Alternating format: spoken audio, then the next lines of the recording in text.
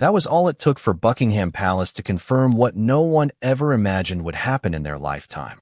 And suddenly, the entire world felt smaller, quieter, and dangerously uncertain. Have you ever noticed how some announcements shake the public, but others stop time? This wasn't just news. It was a rupture. Before we continue, please hit the like button, subscribe to the channel, and turn on the notification bell for updates. Because for over 50 years, Princess Anne has been the constant. The royal who never stepped back, never wavered, never asked for sympathy, and never once hinted that the weight was too much to carry. Until now. And the strangest part? It wasn't just the decision that shocked everyone. It was how it was delivered, and what the palace chose not to say. Picture the scene. Inside Buckingham Palace, an ordinary morning. Staff moving with quiet efficiency. Tourists gathering outside the gates, snapping pictures, unaware that history was already shifting beneath their feet. No public warning, no gradual build-up, no whispers to prepare the nation. Then, the statement appeared. A single paragraph, carefully worded, emotionless on the surface, yet trembling underneath. Princess Anne would be stepping back from all royal duties.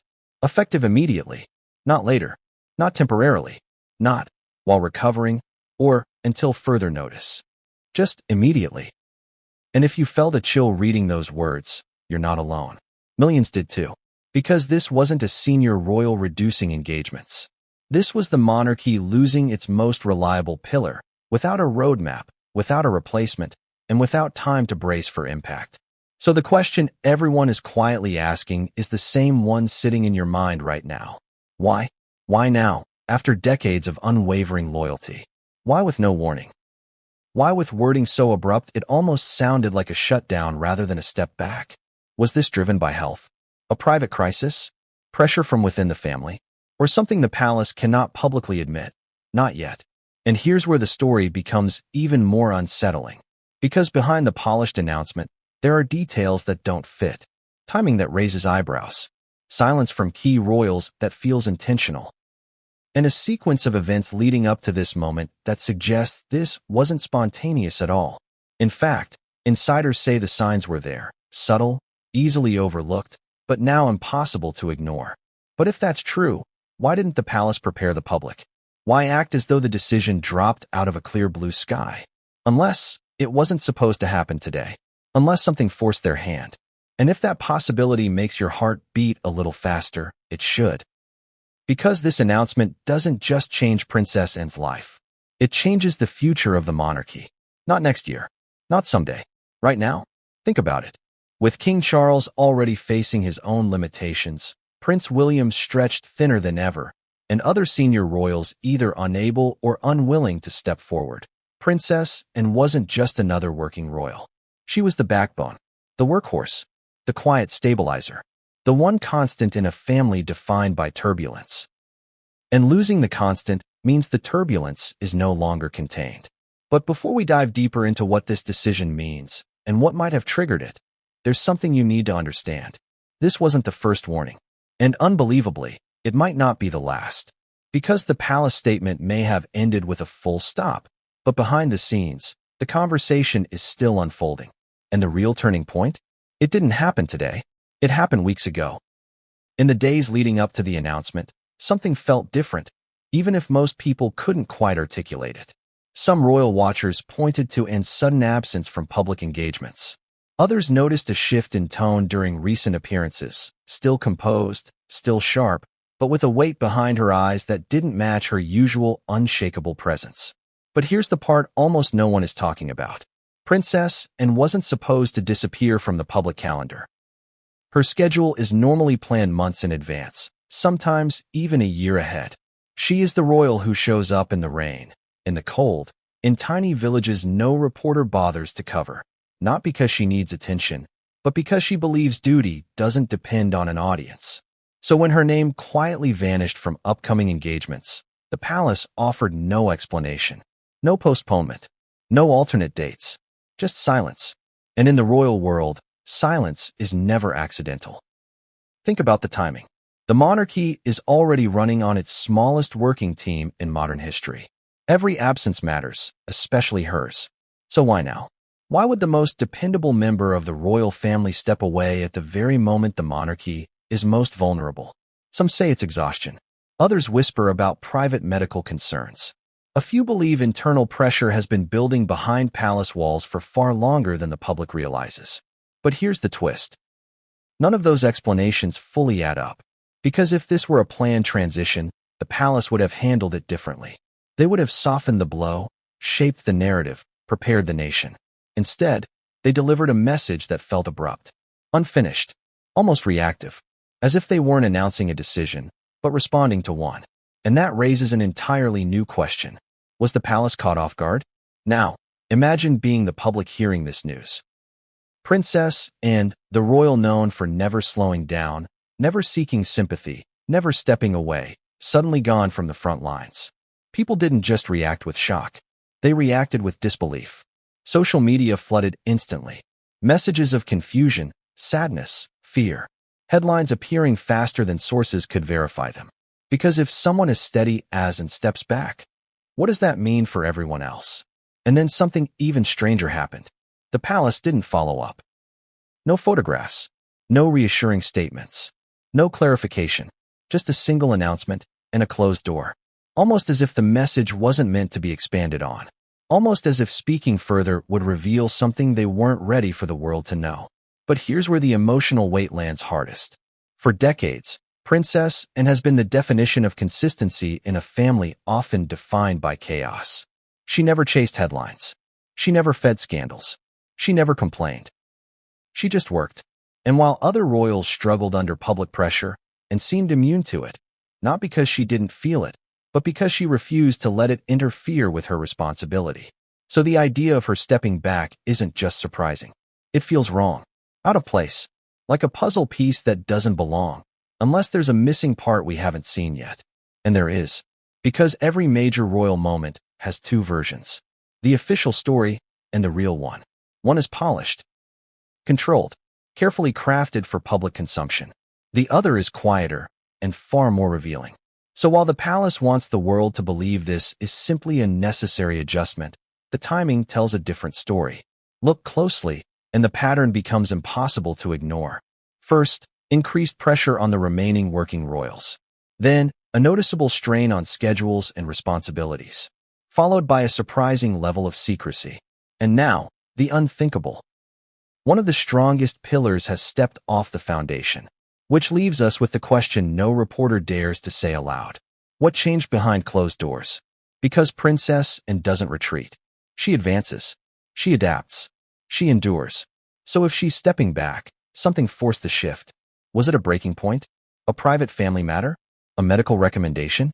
A disagreement about the future of the monarchy?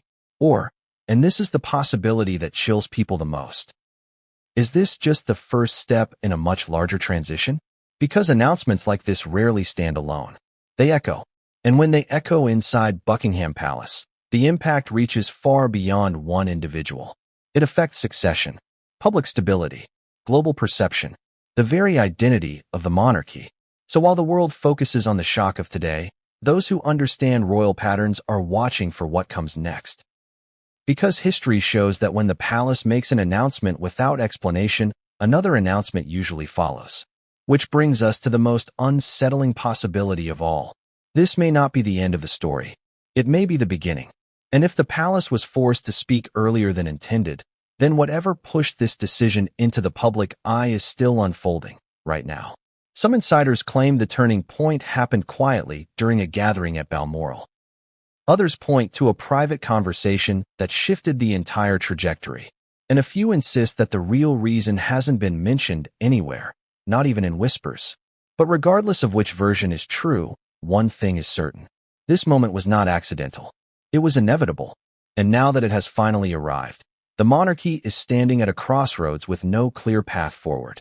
So as the world waits for answers, there's only one question that matters. What really led to Princess Anne stepping back? Because the official statement may have ended the conversation, but in reality, it only just began. And what comes next will determine whether the monarchy stabilizes or begins to crumble from within. But the turning point, the moment that changed everything, didn't happen today. It happened behind palace walls, long before the public ever knew. It happened so fast that most people didn't even process the words the first time they read them. A notification, a headline, a sentence that didn't feel real. Princess and will be stepping back from all royal duties, effective immediately. No warning, no gradual transition, no reassuring context. Just a blunt reality dropped into the world like a silent explosion. And for a moment, everything went still. Because if you followed the royal family for even a fraction of your life, you know this announcement doesn't make sense. It's like hearing that the sun decided it won't rise tomorrow, not because it can't, but because it suddenly won't. That's how deep Princess Anne's reliability runs. So the first reaction wasn't outrage. It wasn't speculation. It was disbelief. People didn't ask, why did she step back? They asked, is this real? And yet, within seconds, news outlets across the world copied the same line. But here's where things became even stranger. No one seemed to know anything beyond that one sentence. There was no follow-up quote, no explanation from the palace spokesperson, no scheduled appearance or briefing, just a void, and the entire nation staring into it. Now, think about how royal announcements usually unfold. When King Charles adjusted his schedule due to health concerns, the palace gave context. When Prince William temporarily withdrew from public engagements, there were updates. Even when the late Queen scaled back duties in her later years, the messaging was careful, measured, gradual. But this was abrupt, sharp, almost surgical in how little it revealed. And that's why the public didn't just feel shocked, they felt uneasy. Because when the palace releases a statement that raises more questions than answers, something is off. Let's break down exactly how the announcement was delivered. It wasn't released during a major broadcast. It didn't come with live footage. There was no senior royal present. Instead, it appeared quietly online, through an official digital channel, as if the palace wanted the world to know, but not necessarily to watch. And the wording? It sounded calm on the surface, but when you read between the lines, it feels like a warning disguised as formality.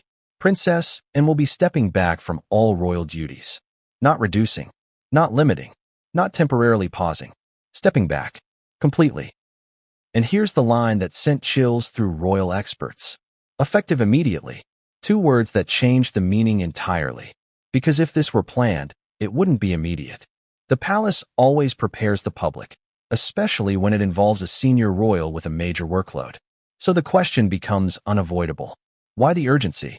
What happened between yesterday and today? Because decisions like this don't form overnight. They build quietly. They gather in the background. They wait until something or someone forces them into the light. Now, let's talk about what didn't happen. There was no video message from Princess Anne, no appearance to reassure the public, no photograph released to show she was comfortable and supported. Silence surrounded the announcement like a protective shield. And silence from Buckingham Palace is never random. It's strategy, which leads us to the most important detail people are missing: the timing. Royal communications are never accidental. They are coordinated, reviewed, rehearsed, and approved by multiple layers of advisors. So why release a statement like this on an ordinary day, without build-up, without follow-through? Unless the palace didn't have a choice. Unless the information was about to leak, or had already begun spreading behind the scenes. Because when the palace wants control, they move slowly. But when they lose control, they move quickly. And nothing is quicker than an immediate, context-free announcement. Now, imagine the scene behind closed doors. Phones ringing. Officials rushing to finalize wording. Advisors debating what must be included and what must be left out. Not to soften the message, but to prevent panic. Because saying too much can be just as dangerous as saying nothing. So instead, they chose the middle, the safest, vaguest path. Enough to confirm the truth, not enough to reveal the cause. And that's when the ripple began. Within minutes, journalists were scrambling. Reporters contacting sources who suddenly refused to comment. Networks announcing breaking coverage with no actual information. Because the palace didn't just release a statement. They created a vacuum. And when a vacuum forms around the royal family, speculation rushes in faster than facts. Now, let's step into the public reaction. People across the UK stopped what they were doing. Phones lit up. Group chats exploded. Messages like, "This can't be real. She would never step back. What happened? Why immediately? Even those who don't typically follow royal news felt the impact. Because Princess and isn't just another member of the family. She represents something the monarchy can't afford to lose. Stability. She shows up where cameras don't. She works when no one's watching. She carries responsibility without complaint or spectacle. So when someone like that steps away, the public doesn't see it as a personal decision. They see it as a warning, a sign, a signal that something inside the monarchy has shifted, and not in a small way. But here's the twist most people overlooked in the first wave of confusion. The palace statement included no timeline, no hint of return, no suggestion that this decision is temporary. It simply announced the withdrawal and nothing more, which is extremely unusual. Even in the most serious situations, the palace typically reassures the public that the royal remains committed, grateful, or hopeful about future engagements. This time, none of that. The message was cold, clipped, and final, almost as if the wording was chosen to avoid creating expectations. Now, if you're watching closely, another detail stands out. No other senior royal issued a personal comment. Not King Charles, not Prince William, not the Princess Royal's children. Silence across the board. And silence in the royal family isn't just noticeable. It's loud. Because when the palace wants unity, multiple voices speak. When they want distance, no one speaks at all. So the lack of response wasn't an oversight. It was intentional, which raises a bigger question. Is this decision purely about Princess Anne, or is it part of something larger? Because nothing in the royal family happens in isolation, especially not now. When the monarchy is already stretched thin from unexpected absences, increasing public scrutiny, and shrinking participation. So losing the most dependable working royal isn't just inconvenient. It's destabilizing. And yet, the palace acted as if the public would accept the announcement without resistance. But that's not what happened. Within hours, something unexpected began. People didn't just ask why. They began searching for what the palace wasn't saying. Because when a story doesn't add up, the silence becomes the clue. And that's when patterns started emerging. People noticed the recent cancellations. They remembered the sudden changes in royal appearances. They looked back at moments that seemed unimportant at the time, now loaded with meaning. A missed event here. A delayed engagement there. A subtle shift in posture during a public appearance. Individually, they meant nothing. Together, they formed a trail. And the end of that trail leads to a truth the palace didn't include in the statement. This decision didn't begin today. It began long before anyone realized. Because the announcement the world heard was only the final step, not the first. And if the final step was this abrupt, then whatever happened beforehand was significant enough to push one of the strongest royals into retreat. But the most chilling part? The palace chose not to explain why, which means either they cannot, or they will not. And both possibilities are equally unsettling. Because when the royal family hides information, it's never trivial. It's never routine. It's never without consequence. So the real question isn't what the announcement said. It's what it avoided. What detail was removed? What conversation remains undisclosed? What truth is still behind the curtain? Because the statement didn't close the story. It opened it. And the first clues lie not in what the palace shared, but in the one detail they left out. A detail so critical that when it surfaces, it will change how the world sees this moment. If you really want to understand why this announcement shook the nation to its core, you have to start with a truth most people overlook. Princess Anne wasn't just a working royal. She was the anchor holding the entire structure in place. And the moment that anchor moved, everything else began to shift. But here's the twist. The world didn't realize how much depended on her until she was gone. Let's start with a question that almost no one asked before today. What happens to a monarchy when the person doing the most work is suddenly not there? Most people assume the king is the center of the royal machine. Others might say the heir. Some point to popularity, the faces on magazine covers. But in reality, the monarchy has always relied on something far less glamorous. Consistency. And Princess Anne was the definition of consistency. She wasn't the one making speeches that went viral. She wasn't the one photographed in glittering gowns. She wasn't the one feeding headlines. She was the one who showed up. Quietly. Relentlessly. Without fail. While other royals balanced public roles with personal drama and remained untouched by chaos. Not because she lived a perfect life, but because she refused to let her personal life define her public role. That's why this moment isn't just emotional. It's structural. Because when the person who holds the most weight steps back, the entire balance shifts. Let's break down what made Princess and irreplaceable, starting with the part most people underestimate: volume. Last year alone, she carried more engagements than nearly every other senior royal combined. Not occasionally. Not as a one-time feat. Year after year. Think about that. In a family where public visibility is the currency of relevance, she was the one quietly keeping the monarchy functioning. While others limited appearances, protected privacy, or managed selective visibility, and didn't pick and choose, she worked. And here's where things get even more surprising. She didn't just attend events. She handled the engagements no one else wanted. Small regimental visits in the cold. Charity functions far from London. Rural ceremonies with no cameras and no glamour. But why would a princess do that? Because she believed something rare. Duty is not about attention, it's about responsibility. And the public trusted her because of that. Ask yourself this. When was the last time you heard Princess and involved in a scandal? The answer is almost astonishing, not in decades. While other royals battled headlines, rumors, and controversies, and became something the monarchy desperately needed. Predictable, but not predictable in a boring way. Predictable in a stabilizing way. She didn't surprise the public.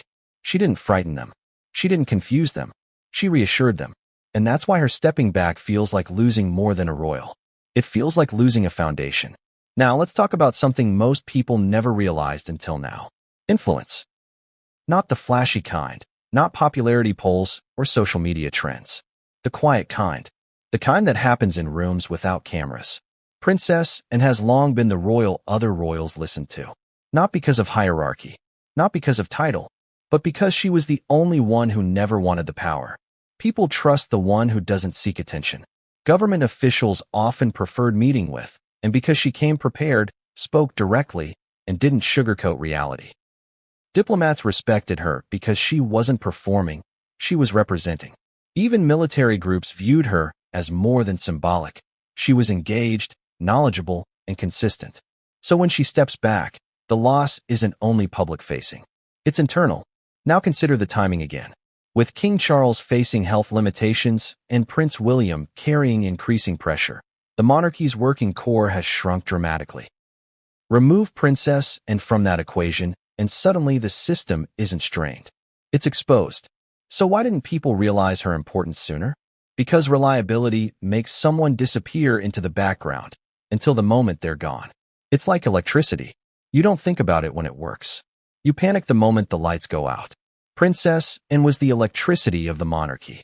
Quiet, unseen, essential. Now, let's address something even more revealing. She didn't just take on the workload, she took it on willingly.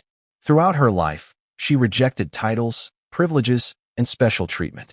She raised her children without royal status. She avoided luxury. She declined the spotlight. She didn't want the world revolving around her. She wanted to serve without distraction. And that's why this moment feels so strange. If there were ever a royal least likely to step back, it was her. Which leads to a question the palace didn't answer, but the public is now asking. If Princess Anne, the strongest, most consistent, least dramatic member of the family, needed to step away, what does that say about the pressure inside the monarchy? Because if she reached a breaking point, what chance does anyone else have? But this isn't just about workload. There's another layer, a deeper one, that the public never saw. Princess Anne held roles that aren't easily transferable.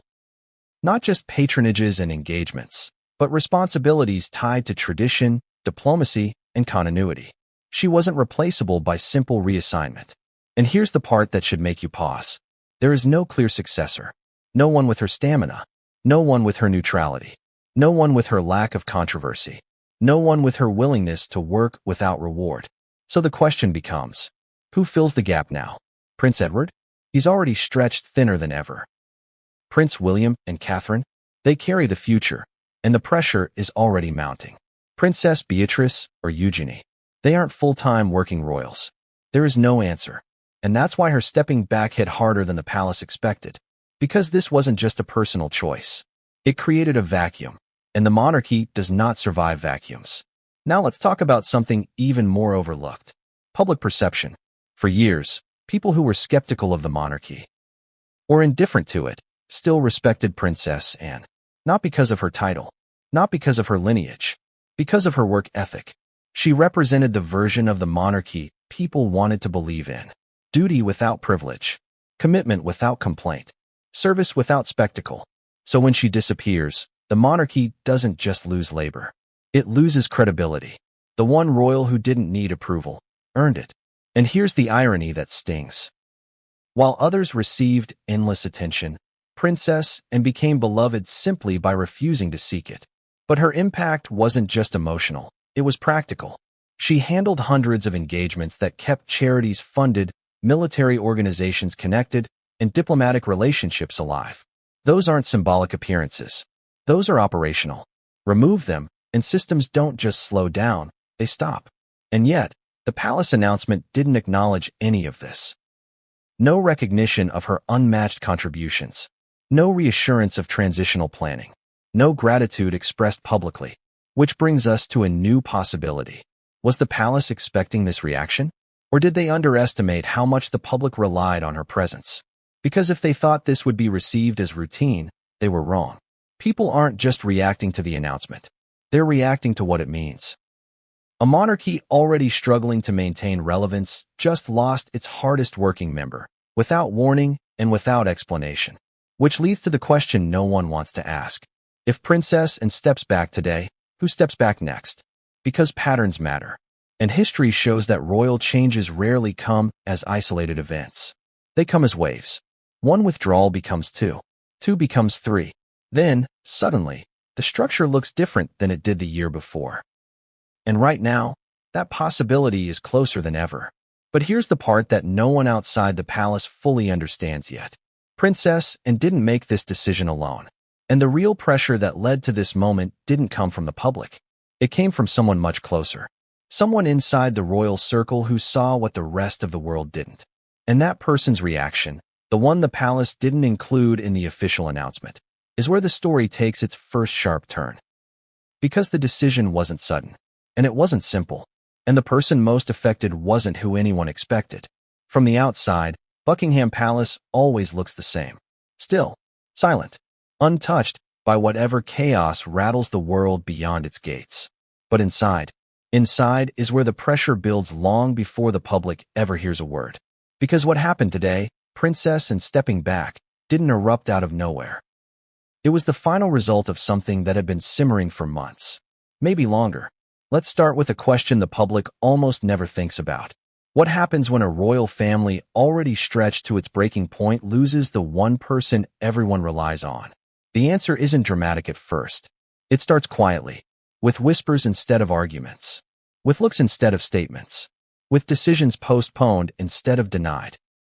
And that's exactly what began happening behind closed doors long before the announcement ever reached the public. For months, insiders noticed the shift, not in what was said, but in what wasn't. Meetings that used to run smoothly suddenly stalled. Schedules became harder to coordinate. Discussions about the future of the monarchy grew heavier, more serious, more urgent. The tension didn't roar. It tightened, slowly, silently, and no one dared speak it aloud. Because in the royal family, silence is not the absence of conflict, it's the symptom of it. Now, most people think royal tension looks like dramatic arguments, raised voices, explosive confrontations. But that's not how it works. Not in that world. Real tension inside Buckingham Palace is the kind that stays hidden. Behind polished family photos. Behind rehearsed smiles. Behind carefully worded public appearances. It's the tension you only notice when something breaks. And that breaking point began forming the moment the royal workload shifted from manageable to impossible. Let's talk about how that happened. After recent health concerns and unexpected absences, the number of working royals decreased drastically. Suddenly, fewer people were responsible for more obligations than ever before. And who picked up the slack? Princess Anne. Not because she demanded it, not because the palace asked, because she refused to let the institution falter. But here's the truth almost no one wants to admit. Even the strongest person can only carry the weight for so long. Behind the scenes, advisors were struggling. Engagements had to be rearranged. commitments reassigned, diplomatic obligations shifted, and every time something fell through, Princess Anne was the fallback. Until the fallback wasn't sustainable anymore. But instead of addressing the strain, the palace tried something else, something they've done for generations. They pretended nothing was wrong. Because in the monarchy, perception matters more than reality. If the public sees strength, then weakness doesn't exist. At least, that's the belief. But pressure ignored doesn't disappear. It compounds. Now picture the internal meetings during this time. Large tables, stacked schedules, documents outlining upcoming responsibilities the monarchy could no longer realistically fulfill. And seated at that table was Princess Anne. Watching the institution she carried begin to buckle, insiders say she repeatedly warned them. Not dramatically, not emotionally, just directly, the way she always speaks. She made it clear the current pace couldn't continue. Not for her, not for anyone. But here's the part almost no one understands. Princess Anne isn't someone who talks about problems. She solves them. So when she finally spoke up, it wasn't a complaint. It was a final alert. And yet, the palace didn't act. They waited. Hoping the pressure would ease. Hoping circumstances would improve. Hoping the public would never notice. Except the situation didn't improve. It got worse. Because with every passing week, more appointments needed covering. More responsibilities remained unassigned. More pressure shifted onto fewer shoulders. And like any system pushed beyond capacity, something was bound to give. But tension inside the palace wasn't only about workload. There was another layer, a much more sensitive one. It involved the future. The monarchy is entering a new era, one without certainty. And behind the scenes, there were disagreements about what that future should look like. Some wanted modernization. Some wanted tradition. Some wanted reduction. Some demanded expansion. And caught in the center of all those opposing ideas was Princess Anne, the one person who never played political games. She didn't chase influence. She didn't try to shape the institution in her own image. But because she was the most experienced and the most trusted, her opinion carried weight. Too much weight. Enough that, according to several insiders, some began to fear that her stance might slow the direction others wanted to take. Imagine that. The most reliable member of the family becoming the most inconvenient one, not because of scandal, but because of stability. And that's when the real tension began. Not loud, not visible, but undeniable. Disagreements turned into pauses. Pauses turned into hesitation. Hesitation turned into distance. Suddenly, Princess Anne wasn't being consulted as often. Meetings happened without her. Decisions moved forward without her input. Not as punishment, but as preparation. Because when a shift is coming, the first sign isn't what changes. It's who gets excluded from the conversation. And more than one palace insider has quietly suggested that Princess Anne saw it happening and refused to pretend otherwise. Now, imagine the emotional weight of that. A woman who gave her entire life to the monarchy watching decisions unfold as if her decades of experience suddenly didn't matter. Not out of disrespect, but out of strategy. Because the monarchy was changing direction, and Princess Anne represented the version of it that could not continue. Not because it was wrong, but because it was unsustainable. So while the public believed everything was calm, the internal structure was shifting. And the strain didn't just sit between advisors and royals. It seeped into the family itself. Communication became formal. Coordination became complicated. Plans that used to be straightforward now required negotiations. And all of this was happening while the public remained completely unaware. Because the royal family never shows the cracks while the foundation is still holding. But then came the moment that sent the tension from silent to unavoidable. It didn't happen in public. It didn't involve cameras. It didn't leak, at least, not yet. It was an incident, small at first, but catastrophic in its consequences. An event the palace hoped would remain forever hidden. And it forced a decision no one was prepared to face. Because after that moment, stepping back wasn't a choice. It was the only option. And once that realization hit, the palace moved into containment mode. Schedules were cleared. Engagements were canceled. Advisors were instructed to shut down inquiries. Not to deceive the public, but to stop the situation from escalating. And that silence, the silence the world noticed in the weeks leading up to the announcement, wasn't accidental. It was strategy, a strategy built on time. Time to prepare, time to adjust, time to avoid collapse. But time ran out. And when it did, the palace was forced to do something it never wants to do. Act before it was ready. That is why the statement felt incomplete. That is why no explanation was offered. That is why every senior royal remained silent. Because the decision wasn't planned for today, it was triggered. And the trigger was the incident the palace cannot acknowledge publicly. At least, not yet.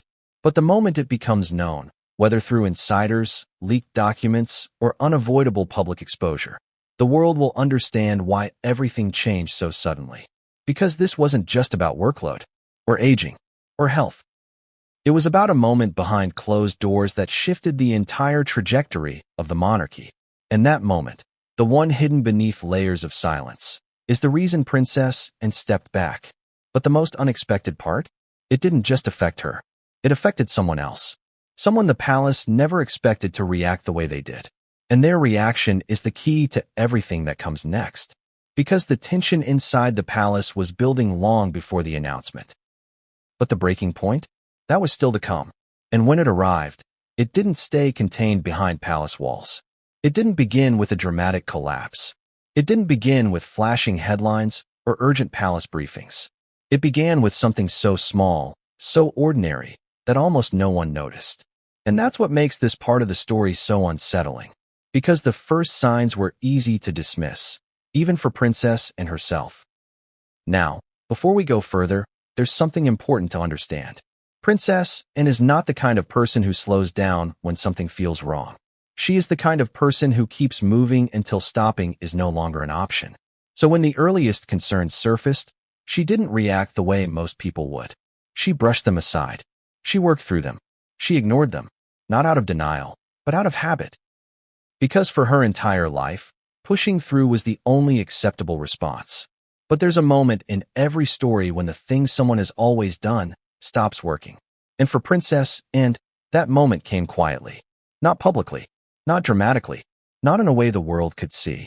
It began behind the scenes, weeks before the announcement, with a series of small disruptions that didn't fit her usual rhythm. Private engagements rescheduled, travel plans adjusted, meetings shortened. Nothing that would raise public suspicion, but everything that would raise internal concern. Because for decades, Princess Anne's schedule was nearly impossible to interrupt. She could be injured and still appear in public. She could be exhausted and still complete a full day of duties. She could face pressure and still remain composed. So when even minor changes appeared, the palace didn't treat them lightly. But here's the critical detail. No official statement was released. No explanation provided. Why? Because the royal family handles health differently than the rest of the world. They do not announce concerns unless absolutely necessary. They do not invite speculation. They do not reveal vulnerability unless they have no choice. And this situation wasn't at that point. Not yet. But internally, the concern was growing. Let's rewind to the moment insiders now view as the turning point. During a private event. One not photographed, not televised, not documented publicly. Observers noticed something off. Princess Anne appeared composed, but there was a slight change in her movement. Not dramatic, not alarming, just different. Enough for those closest to her to take notice. Enough to trigger quiet conversations behind the scenes. And enough for medical consultations to begin, discreetly. Now, it's important to understand what made this situation so complex. Princess Anne is notoriously private about her health. She doesn't complain. She doesn't draw attention. She doesn't allow her well-being to interfere with duty. So even when advised to slow down, she resisted. Not out of stubbornness, but out of principle. She believed stepping back would create instability. And ironically, that belief would soon become the very reason stepping back became unavoidable. But at this stage, the palace still hoped the situation was temporary. Adjustments were made quietly. Rest periods were added discreetly. Engagements requiring extensive travel were reconsidered, all without public awareness. Because the goal wasn't concealment, it was control. Control of timing, control of narrative, control of public reaction. But the situation didn't stay stable. It progressed. Not catastrophically, not suddenly, gradually. And gradual changes are the hardest to manage. Because they don't announce themselves. They accumulate. Until one day, the distance between normal and not normal is impossible to ignore. those closest to Princess, and began noticing the toll, in small ways first. A rare pause during a speech, a slightly shortened appearance, a decision to leave an event earlier than scheduled. Individually, none of these seemed significant. Together, they formed a pattern, and patterns are what the palace watches most closely. By now, senior advisors knew they could no longer rely on quiet adjustments. A conversation had to happen, and it did, behind closed doors, with only a few people present. Not a dramatic intervention, a practical one. But here's the part that mattered most. Princess and didn't immediately agree. She pushed back, politely, firmly, predictably, because stepping away, even briefly, felt like failing, not herself, but the institution. Imagine that pressure. Most people step back for personal reasons. Princess and resisted stepping back for national reasons. But the choice was no longer hers alone. Because the situation was now affecting more than her schedule, it was affecting the functioning of the monarchy. Engagements were becoming difficult to redistribute. Commitments were at risk of being postponed. Diplomatic obligations required certainty, and certainty was slipping. So the palace had a decision to make. Act early and control the narrative, or wait and risk a public crisis. They chose the first option, but not without resistance. Not from advisors, but from and herself. Because accepting limitations, even temporary ones, was something she had never done. But the reality could no longer be negotiated. Her well-being required it. And for the first time in her royal life, responsibility meant stepping back, not stepping forward. But here's where the story takes an unexpected turn. The health concerns were only part of the reason, not the whole reason, not even the main one. Because if health alone were the issue, the palace would have framed the announcement differently. They would have reassured the public. They would have emphasized temporary adjustment. They would have projected optimism. They did none of those things. The wording was abrupt, final, unexplained, which tells us something critical. There was more happening than the public was told. And that more wasn't medical. It was situational, triggered, connected to the incident behind palace walls, the one that shifted everything. But before we get there, there's another detail the public never saw. In the days leading up to the announcement, Princess Anne made one final attempt to continue working, quietly. She attended a private briefing. It was supposed to be routine. But according to insiders, something happened during that meeting that changed the conversation permanently. Not dramatic, not dangerous, just definitive. It made clear that stepping back was no longer optional. It was necessary. And once that realization was accepted, not only by advisors, but by Princess Anne herself, everything moved quickly. Engagements were cleared. Schedules were locked. Communications teams drafted the shortest statement possible, not because they lacked information, but because revealing too much would open the door to questions they weren't ready to answer. And if that feels unsettling, it should. Because the palace didn't just protect privacy. They protected something else. Something still unfolding. Something that explains why the announcement was immediate and why silence followed. Because health may have been the catalyst, but it wasn't the cause. And the palace's greatest fear wasn't public reaction. It was what would happen if the timing spiraled beyond their control. Which brings us to the real turning point. The moment that forced everything into motion. A moment that didn't involve the public, but involved someone inside the royal family. Someone whose reaction changed the outcome. Someone whose response the palace never expected. And when that reaction came, it didn't just influence the decision. It sealed it. Once the decision became unavoidable, the palace moved into quiet coordination. First, internal departments were informed, not all at once, but selectively.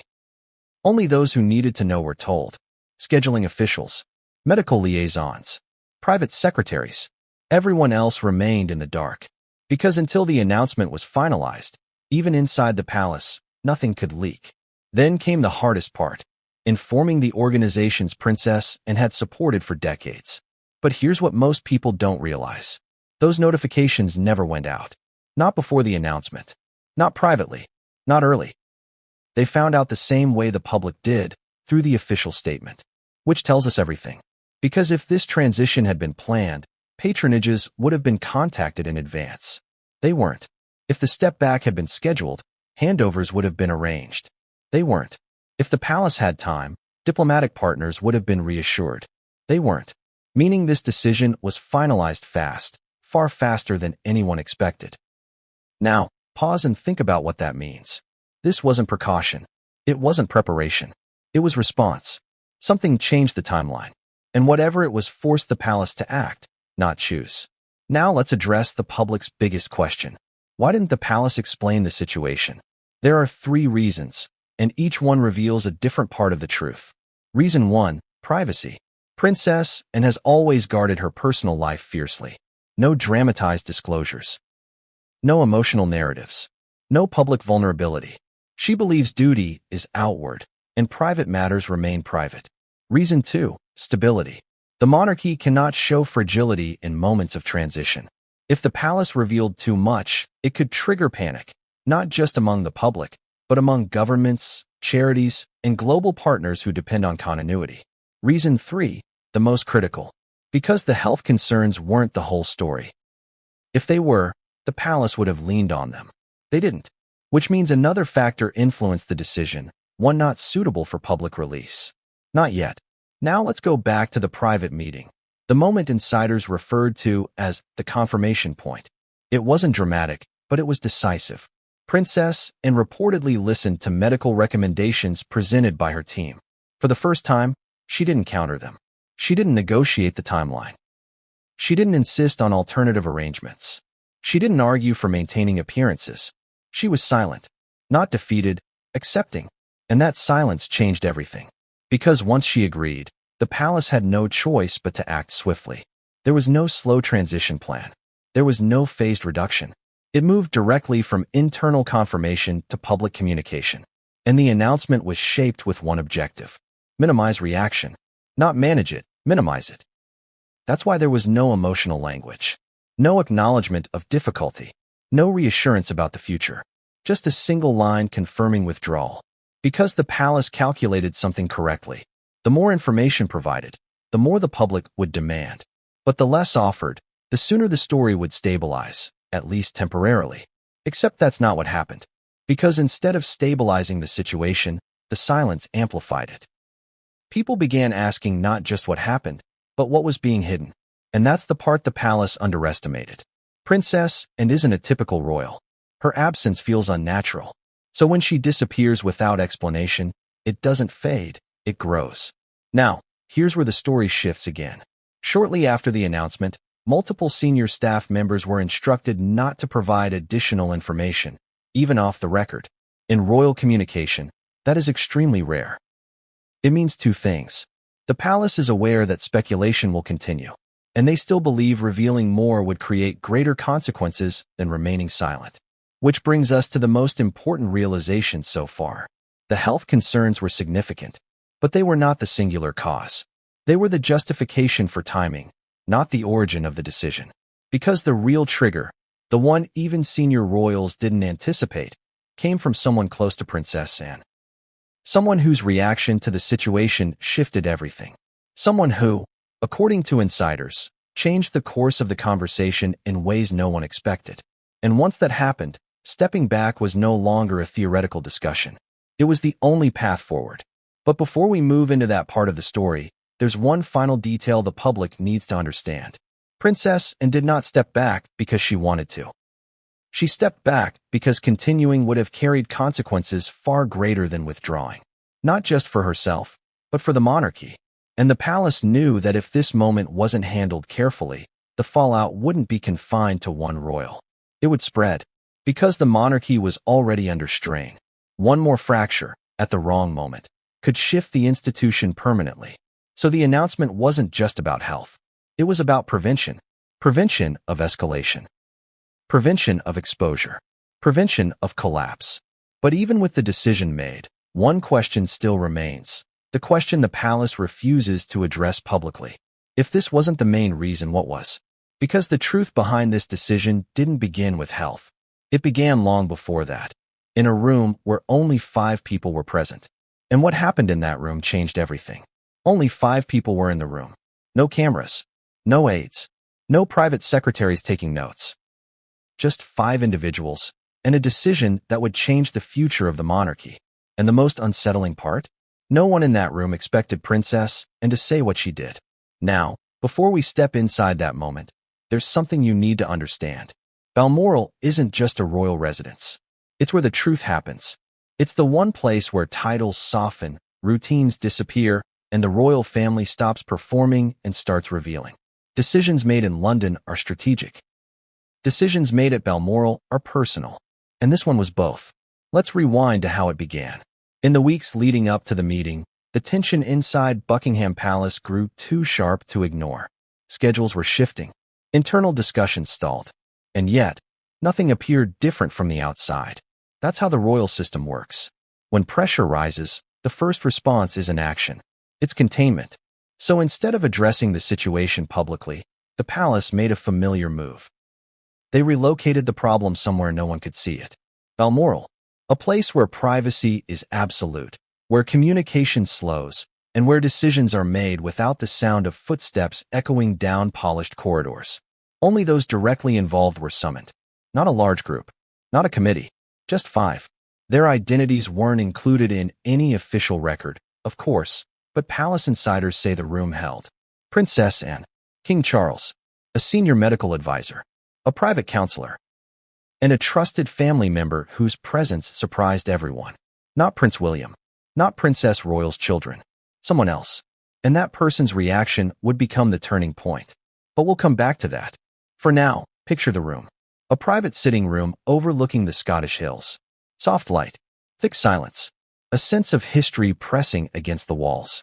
Not dramatic, just heavy, because everyone sitting there knew one thing. This was not a discussion. It was a moment of reckoning.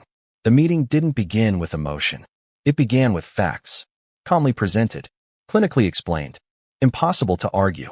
For months, Princess Anne had been absorbing the strain of a shrinking monarchy, without slowing, without surrendering, without showing visible fatigue. But the internal cost had accumulated. Not dangerously, not suddenly, just enough that the margin for continuing had disappeared. The medical advisor didn't exaggerate, didn't dramatize, didn't push. They simply stated the reality. Stepping back wasn't recommended. It was required. And here's the part that stunned the room. Princess Anne didn't interrupt. Not at first. The woman known for her sharp wit, her directness, her absolute refusal to entertain nonsense, listened. Hands still. Expression unchanged. Silent. Silence from Princess Anne is rare. Not because she speaks constantly, but because she speaks when something needs to be said. So when she didn't speak, the room shifted. Even King Charles, who is never caught off guard by royal briefings, felt the weight of it. Because this wasn't the silence of disagreement. It was the silence of recognition, of acceptance, but not surrender. Not yet. After the medical briefing ended, the counselor spoke next. This part wasn't about physical well-being, but about impact. Impact on the monarchy. Impact on public stability. Impact on succession. And here's the detail almost no one knows. Princess Anne wasn't just facing a personal decision. She was facing a structural one. Her withdrawal would affect more than her schedule. It would change how the institution functions. For decades, Princess Anne handled responsibilities no one else took on. Not because they were glamorous, but because they needed to be done. Her absence would create gaps, not symbolic ones, operational ones. Diplomatic, ceremonial, logistical, and unlike other royals, her duties couldn't simply be reassigned. They required experience, authority, neutrality, qualities nearly impossible to replace. So the counselor presented a second truth. If she didn't step back now, and something happened later, the fallout would be significantly worse. More sudden, more disruptive, more destabilizing. And that was the moment Princess Anne finally spoke. Not emotionally, not defensively, just honestly. She said one sentence. A sentence that, according to one insider, shifted the entire tone of the room. If my staying creates more risk than my leaving, then the decision is already made. There was no drama in her voice. No hesitation. Just clarity. But the most unexpected reaction wasn't hers. It came from the fifth person in the room, the one no one expected to break. Because until that moment, everyone assumed this meeting was about Princess Anne's well-being. It wasn't. It was also about the well-being of someone else. Someone who had been pushing themselves to maintain stability. Someone who could no longer carry the emotional weight of another crisis inside the family. King Charles. According to those aware of the discussion, he remained composed externally, but internally, the decision hit harder than anyone anticipated. Not because he disagreed, not because he resisted, but because for the first time in his reign, he faced the reality that the monarchy's foundation was shifting faster than he could stabilize it. Princess and stepping back wasn't just another change. It was the loss of the person who had been supporting him quietly, not publicly, throughout the most fragile period of his reign. And here is where the story deepens. This meeting wasn't only about what Princess Anne needed. It was about what the monarchy could no longer survive. A silent collapse. One that would never appear in public, but would unfold internally if action wasn't taken. After Princess Anne spoke, the room didn't erupt into debate. It didn't dissolve into emotion. It paused. A long, heavy pause. The kind that only happens when a truth has finally landed. And then the tone shifted again. Because while everyone expected the meeting to end with acceptance, something unexpected happened. Princess Anne made a request. Not for herself. For the institution. She didn't ask for privacy. She didn't ask for sympathy. She didn't ask for recognition. She asked for one condition. That the announcement be made without delay and without dramatization. No speculation. No extended messaging. No lingering uncertainty. She wanted clarity. Because uncertainty causes instability, and instability was the one thing the monarchy could not afford. But here's where the tension in the room turned into something deeper. Someone disagreed. Not with her stepping back, but with the timing. And that disagreement wasn't quiet. Because delaying the announcement would have protected one thing. A secret that had not yet been made public. A secret connected to another senior royal. A secret that, if revealed too soon, would have collided with Princess Anne's withdrawal, causing a crisis the palace couldn't manage. But before anyone could argue further, Princess Anne said something that ended the discussion. We can't choose when the world changes. We can only choose whether we face it or hide from it. And with that, the meeting ended. Not because everyone agreed, but because there was nothing left to debate. The decision was made. Princess Anne would step back. Not gradually, not symbolically, immediately. And within minutes, preparations began, faster than anyone expected. But what no one in that room understood yet was this. The fallout wouldn't stay contained. Because the person who reacted most strongly wasn't King Charles. And their reaction would push the palace into a decision they still weren't ready to make. The meeting may have ended in agreement, but what followed revealed something no one in that room anticipated. Decisions are easy when they stay inside four walls. They become something entirely different once they reach the people affected by them. Because stepping back didn't just concern Princess Anne. It reshaped the lives of everyone connected to her, personally and professionally. And the first ripple hit faster than expected. Within hours of returning from Balmoral, word began circulating, quietly, among senior royal staff that a major announcement was pending. Not confirmed, not scheduled, just pending. And in the royal world, few things create more anxiety than uncertainty. Normally, before a decision like this is finalized, preparations unfold in a predictable sequence. Draft messaging, coordinate timing, inform key organizations, prepare supportive statements. None of that happened. Instead, there was only urgency. And urgency is the clearest sign that something inside the palace has shifted beyond planning. But the reaction that changed everything didn't come from advisors or staff. It came from the one person the palace least expected to respond emotionally. Princess Anne's daughter, Zara. Unlike other royal family members, Zara isn't a working royal, but she is deeply connected to her mother. And while she has always respected the firm separation between public duty and private life, this moment crossed a line. Because stepping back wasn't just a professional adjustment. It symbolized something more. The first time Princess Anne could no longer outrun the weight she'd carried alone. According to sources close to the family, Zara's reaction was immediate, and unlike the composed silence